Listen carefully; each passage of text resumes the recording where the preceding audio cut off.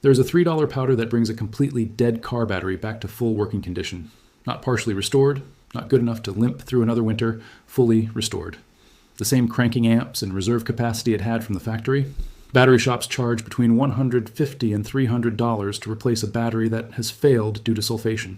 Sulfation is the single most common cause of automotive battery failure.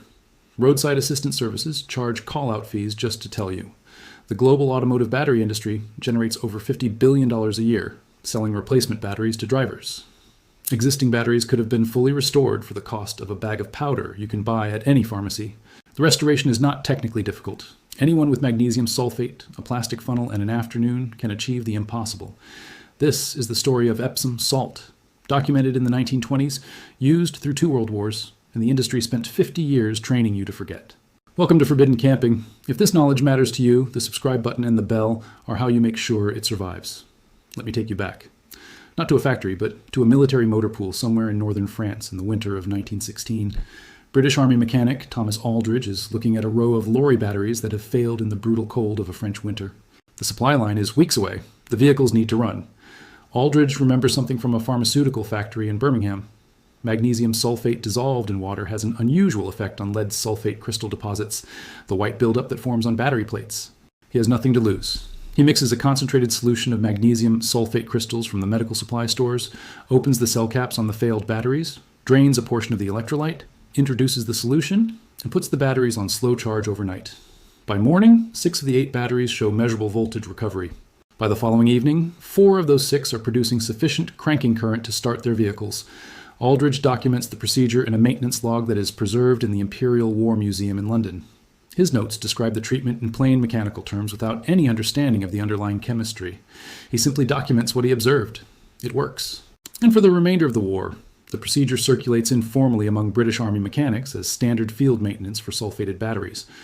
The chemistry that Aldridge stumbled onto in a French motor pool in 1916 would not be formally documented in scientific literature until 1923, when a German electrochemist named Wilhelm Hittorf published a paper in the Zeitschrift für Elektrochemie describing the mechanism of lead sulfate crystal formation in discharged lead-acid batteries and the effect of magnesium ion introduction on crystal dissolution.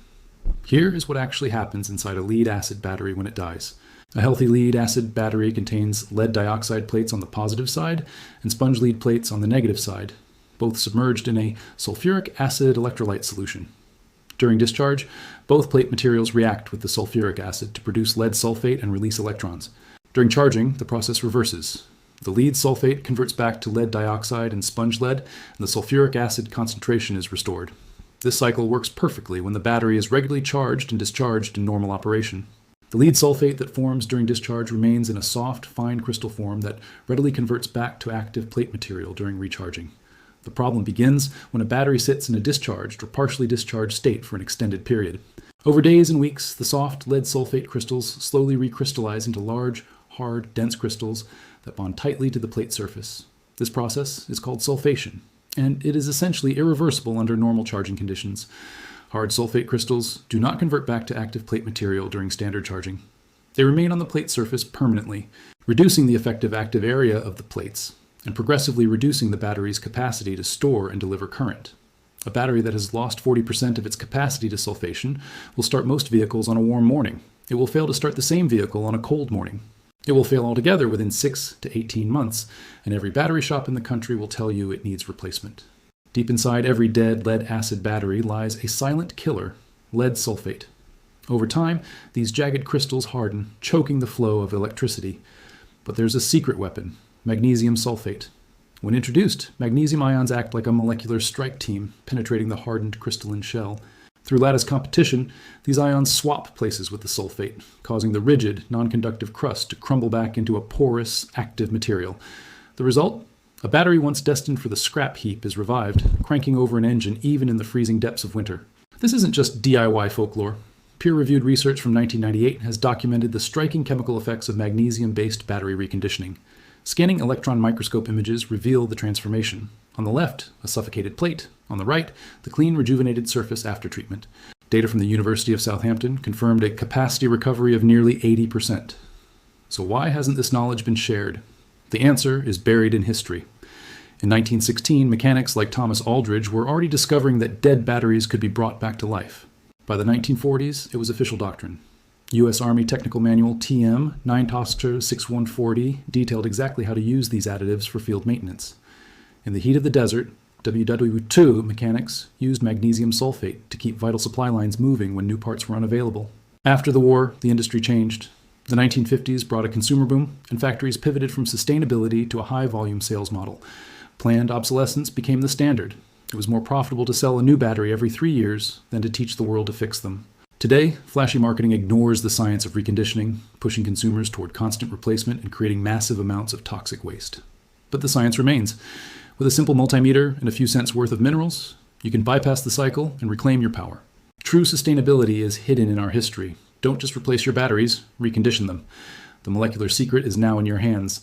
A widely known, easily accessible $3 restoration procedure that extends battery service life by 2 to 4 years is not a marginal inconvenience to that revenue model. It is a structural threat.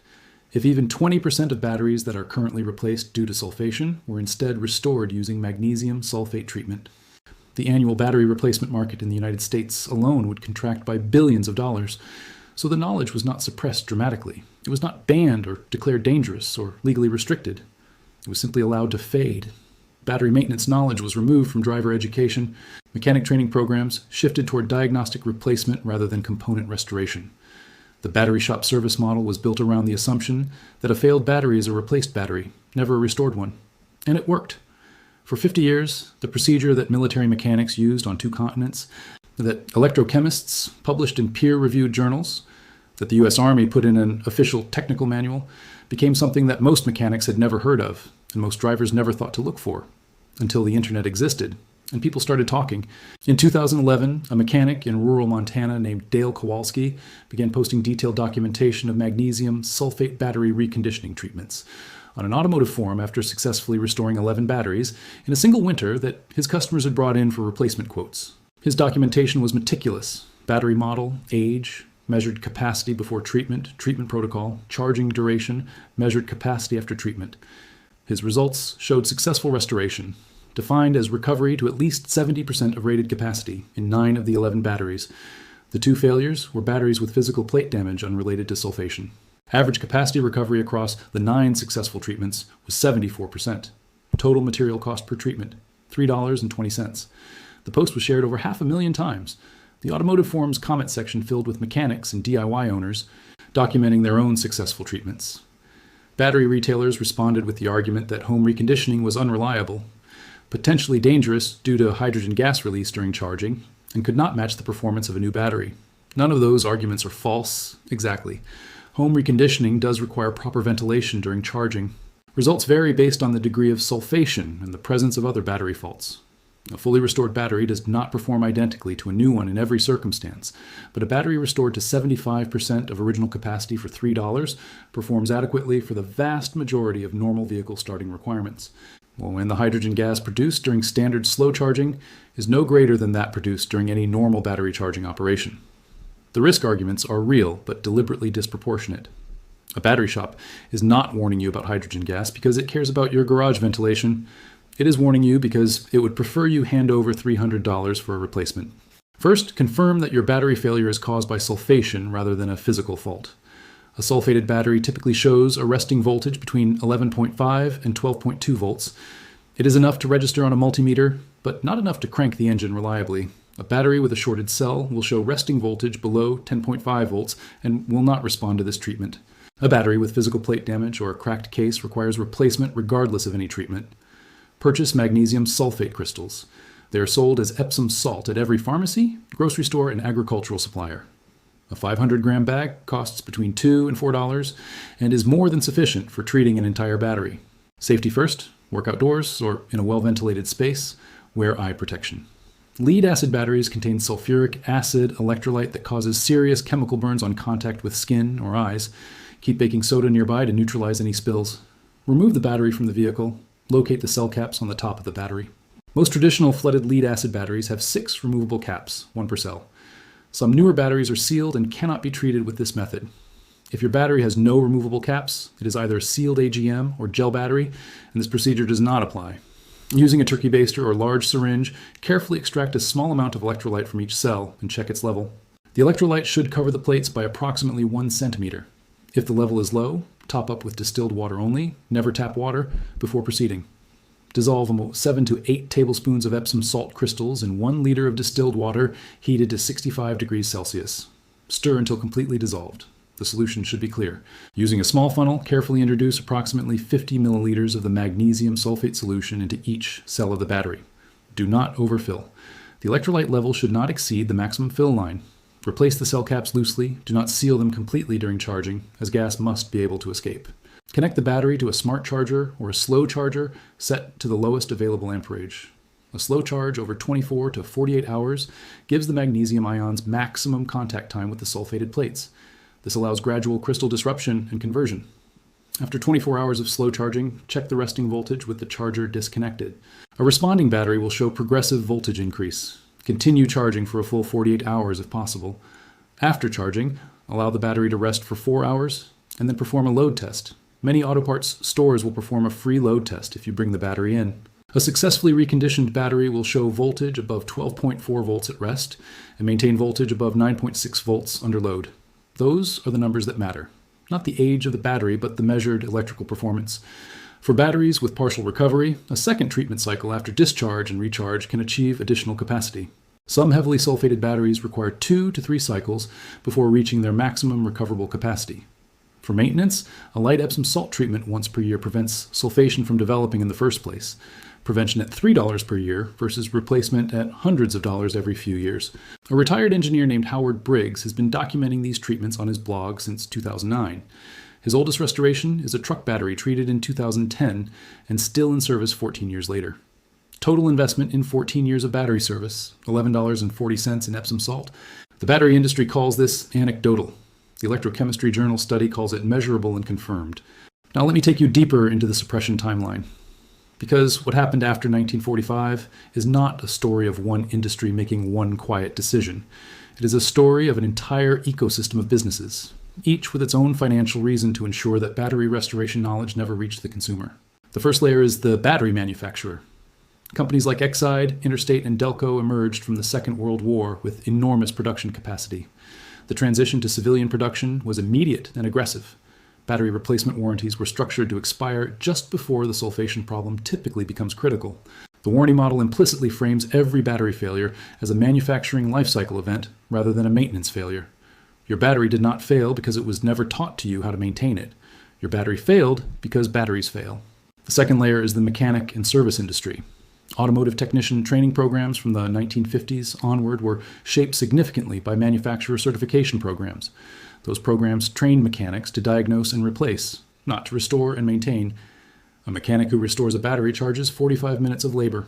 A mechanic who replaces a battery charges the same labor time plus a $200 parts markup. The economic incentive points in one direction: replacement. The third layer is the recycling industry. Approximately 99% of automotive batteries in the United States are returned through recycling programs. The lead recovered from recycled batteries is sold back to battery manufacturers. A battery that is restored means lead that does not get sold back. By 1975, the knowledge had effectively disappeared from mainstream automotive culture. Not from scientific literature, where it continued to be documented. The gap between what the science knew and what the consumer knew had become a canyon, and the canyon was profitable. Lead-acid batteries are among the most toxic consumer products. The lead plates and sulfuric acid present significant environmental challenges at end of life. Every battery unnecessarily replaced rather than restored represents an environmental cost that the replacement model has externalized onto the broader ecosystem.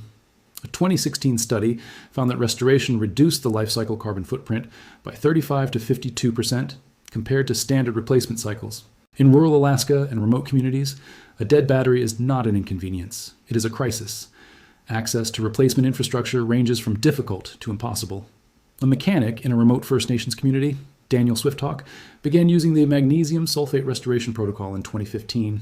He documented 16 battery restorations over 3 years, sharing the protocol with community members. For some, it was the difference between a working vehicle and none. The Army knew this in 1943. The electrochemists confirmed it in 1998. The DIY community rediscovered it. And now you know it too. The gap between replacement and restoration is $3 wide. And now it is yours. If this vault changed how you look at your battery, subscribe and share. The next vault opens soon, something every homeowner replaces, but shouldn't.